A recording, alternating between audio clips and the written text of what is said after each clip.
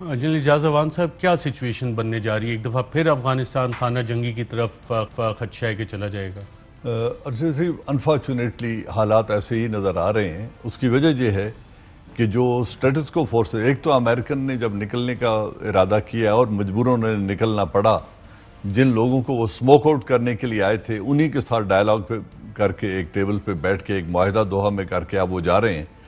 تو اس کے بعد طالبان جو ریزسٹنس فورسز ہیں وہ اپنے کامیابی کے گھوڑے پہ سوار ہو کے آ رہی ہیں۔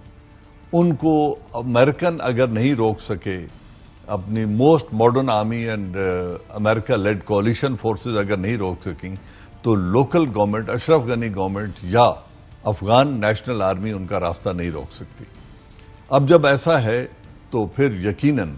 اور پھر ان کو حکومت سے باہر رکھا گیا، 20 سال انہوں نے ریزسٹ کیا، کیجولٹیز اٹھائیں،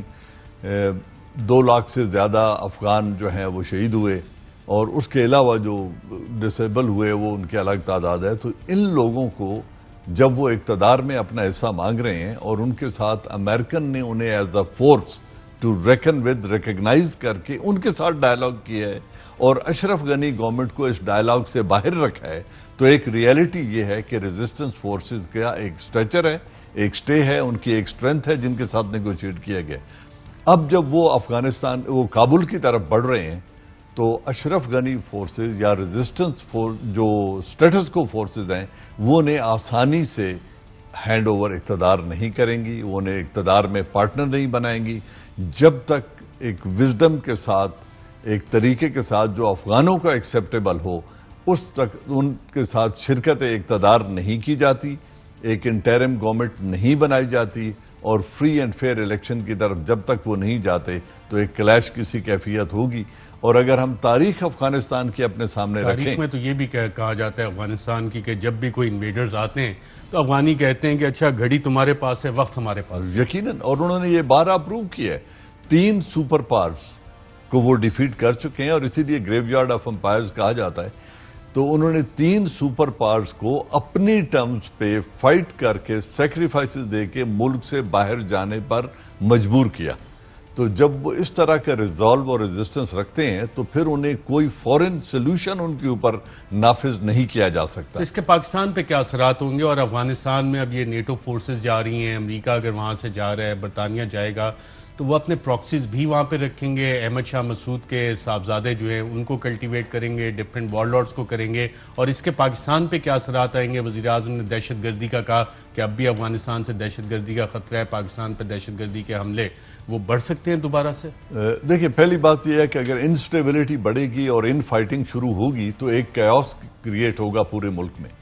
جب وہاں پہ جنگ،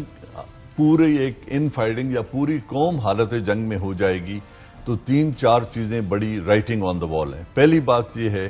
کہ وہاں پہ وہ فورسز جن کو ہوسٹائل ایجنسیز وہاں رکھ کے ایک انسٹیبلٹی کریٹ کرنا چاہتی ہیں، اور میں کہنا چاہتا ہوں داعش کو، جن کی تعداد تقریباً 7,000 کے قریب ایسٹیمیٹ کی جا رہی ہے، جنہوں نے انہیں بائی ڈیزائن وہاں رکھا ہوا ہے، وہاں ایک انسٹیبلٹی کریٹ ہوگی جس کا خطرہ تاجکستان کو بھی ہے، پاکستان کو بھی ہے، رشیا بھی ان سے انسیکیور فیل کرتا ہے، اور ایران جو ان کے نیبر ہیں، ان سب کو ایک ایسی قوت کی انسٹیبلٹی کریٹ کرنے کے پوٹینشل کا پتہ ہے۔ پھر ریفیوجیز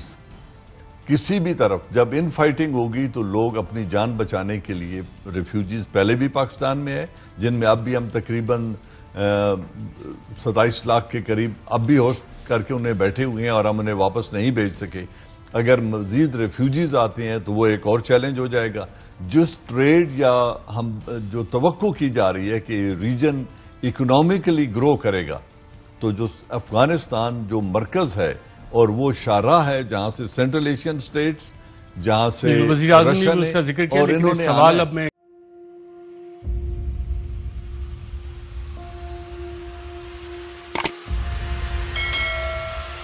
السلام علیکم ناظرین، آپ دیکھ رہے ہیں پروگرام کاشف عباسی کے ساتھ۔ آج ویلکم بیک ناظرین، السلام علیکم، لوگوں سوالے کے ساتھ میں ہوں